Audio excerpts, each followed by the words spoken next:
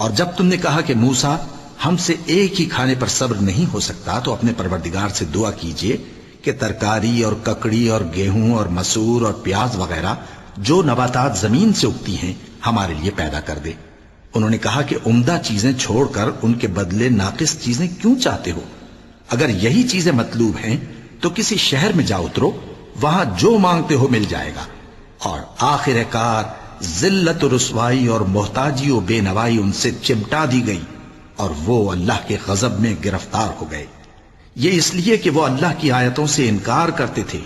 اور اس کے نبیوں کو ناحق قتل کر دیتے تھے، یعنی اس لیے کہ نافرمانی کیے جاتے اور حد سے بڑھے جاتے تھے۔ جو لوگ مسلمان ہیں یا یہودی یا عیسائی یا ستارہ پرست، یعنی کوئی شخص کسی قوم و مذہب کا ہو،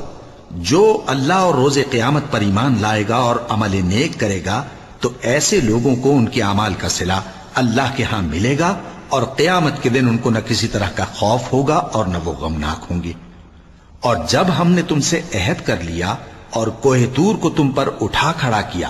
اور حکم دیا کہ جو کتاب ہم نے تم کو دی ہے اس کو زور سے پکڑے رہو اور جو اس میں لکھا ہے اسے یاد رکھو تاکہ عذاب سے محفوظ رہو، پھر تم اس کے بعد عہد سے پھر گئے، سو اگر تم پر اللہ کا فضل اور اس کی مہربانی نہ ہوتی تو تم خسارے میں پڑ گئے ہوتے۔ اور تم ان لوگوں کو خوب جانتے ہو جو تم میں سے ہفتے کے دن مچھلی کا شکار کرنے میں حد سے تجاوز کر گئے تھے، تو ہم نے ان سے کہا کہ ذلیل و خوار بندر ہو جاؤ،